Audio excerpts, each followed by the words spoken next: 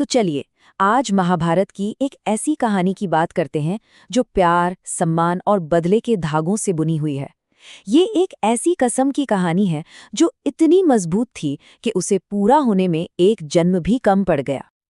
जरा सोचिए, कुरुक्षेत्र का मैदान, युद्ध का 10वां दिन है और वो अजेय योद्धा भीष्म, जिन्हें इच्छा मृत्यु का वरदान था, आज अनगिनत तीरों से छिदे हुए बाणों की शैया पर लेटे हैं। वही भीष्म जिन्हें कोई भी देवता, असुर या इंसान कोई भी युद्ध में हरा नहीं सकता था। पर देखिए, ये कोई आम हार नहीं थी। भीष्म को हराया तो अर्जुन ने था, लेकिन एक दूसरे योद्धा शिखंडी को अपनी ढाल बनाकर। और यहीं से इस कहानी का असली रहस्य शुरू होता है। और यही है इस पूरी कहानी का सबसे बड़ा सवाल। आखिर ऐसा क्या हुआ कि उस दौर के सबसे ताकतवर योद्धा ने शिखंडी को अपने सामने देखते ही हथियार डाल दिए? इसका जवाब ढूंढने के लिए हमें कहानी में बहुत पीछे जाना पड़ेगा, बिल्कुल शुरुआत में। तो हमारी कहानी की शुरुआत किसी जंग के मैदान से नहीं, बल्कि काशी के राजा की सबसे बड़ी बेटी राजकुमारी अंबा के सपनों से होती है। अंबा के जिंदगी में सब कुछ बिल्कुल सही चल रहा था। उनका स्वयंवर होने वाला था और वो मन ही मन ये तय कर चुकी थी कि वो जिससे प्यार करती हैं, यानी राजा शाल्व, उन्हीं को अपने पति के रूप में चुनेंगी। लेकिन कहते हैं ना, किस्मत को कुछ और ही मंजूर था। उस स्वयंवर में एक ऐसा मेहमान आया जिसकी किसी को उम्मीद नहीं थी और जिसका इरादा कुछ और ही था। हस्तिनापुर के महापराक्रमी भीष्म। अब देखिए, भीष्म अपनी एक बहुत बड़ी प्रतिज्ञा से बंधे थे, आजीवन ब्रह्मचर्य का व्रत। मतलब वो खुद तो शादी कर नहीं सकते थे, पर अपने सौतेले भाई विचित्रवीर्य के लिए एक रानी ढूंढना ये उनका फर्ज था। भीष्म ने वहां मौजूद सभी राजाओं को चुनौती दी और अकेले ही सबको हरा दिया। फिर उस जमाने के रिवाज के मुताबिक उन्होंने तीनों राजकुमारियों का अपहरण कर लिया और बस उसी एक पल में अंबा की पूरी दुनिया हमेशा के लिए बदल गई। तो यहाँ दो दुनियाएं आपस में टकरा गईं। एक तरफ था भीष्म का अपने राज्य और अपनी प्रतिज्ञा के लिए धर्म, और दूसरी तरफ थी अंबा, जिसका प्यार और अपनी मर्जी से जीने का सपना दांव पर लगा था।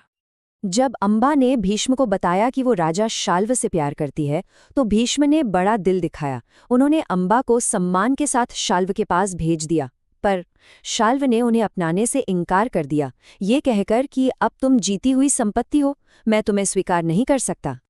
दिल टूटा, हर तरफ से निराशा। अंबा वापस हस्तिनापुर आए और अब उन्होंने भीष्म से कहा कि मेरी इस हालत के जिम्मेदार तुम हो, अब तुम ही मुझसे शादी करो। पर भीष्म, वो तो अपने व्रत में बंधे थे, उन्होंने भी साफ मना कर दिया। सोचिए उस राजकुमारी के बारे में जिसे पहले उसके प्रेमी ने ठुकराया, फिर जिसने उसका अपहरण किया उसने भी ठुकरा दिया। अपमानित और अकेली, उसके लिए न्याय का हर दरवाजा बंद हो चुका था। उसकी जिंदगी बर्बाद हो गई थी और इसका दोष वो सिर्फ और सिर्फ एक इंसान को देती थीं, भीष्म। और उसी पल, टूटे हुए दिल और गुस्से की आग में अंबा ने एक नई कसम खाई। ये प्यार की नहीं, ये थी भीष्म से बदला लेने की कसम। अब अंबा की जिंदगी का बस एक ही मकसद था, बदला। और इसके लिए वो सबसे पहले पहुंची उस इंसान के पास जो शायद भीष्म को टक्कर दे सकता था, उनके अपने गुरु परशुराम। गुरु और चेले के बीच जबरदस्त लड़ाई हुई, पूरे 23 दिन चली, लेकिन नतीजा कुछ नहीं, कोई नहीं जीता। इससे ये तो साबित हो गया कि भीष्म को लड़ाई में हराना नामुमकिन है। अंबा के लिए न्याय का ये रास्ता भी बंद हो गया। जब दुनिया में न्याय का कोई रास्ता नहीं बचा, तो अंबा ने देवताओं का दरवाजा खटखटाया। उन्होंने तय कर लिया कि अगर कोई इंसान मदद नहीं करेगा, तो वो ये ताकत खुद देवताओं से हासिल करेंगी। और ये सफर बहुत मुश्किल था। युद्ध में नाकामी के बाद उन्होंने 12 साल, सोचिए, 12 साल तक कठोर तपस्या की। आखिरकार उनकी जिद के आगे भगवान शिव को झुकना पड़ा। उन्हें वरदान मिला और उस वरदान को पाने के लिए वो जलती हुई चिता में कूद गईं। लेकिन अंबा की कहानी उस आग में खत्म नहीं हुई।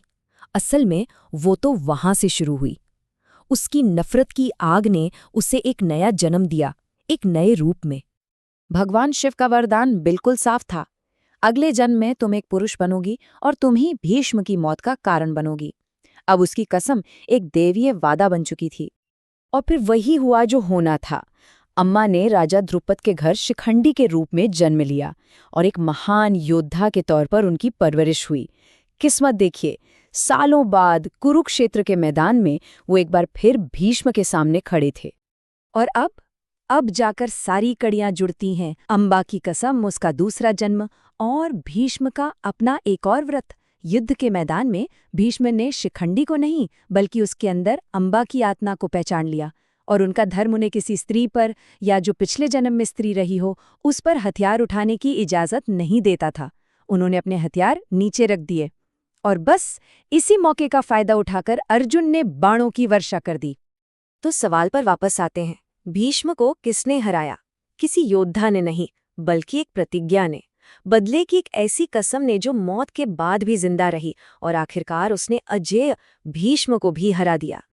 ये कहानी हमें एक बहुत बड़े सवाल के साथ छोड़ जाती है। क्या भीष्म का जो हश्र हुआ वो उनके अपने धर्म और कर्तव्य का नतीजा था, या फिर उस कर्तव्य की वजह से जो एक जिंदगी बर्बाद हुई ये उसकी कर्म कीमत थी? ये धर्म और कर्म की ऐसी कहानी है जहां सही और गलत के बीच की लकीर किसी तीर की नोक से भी ज्यादा बारीक है।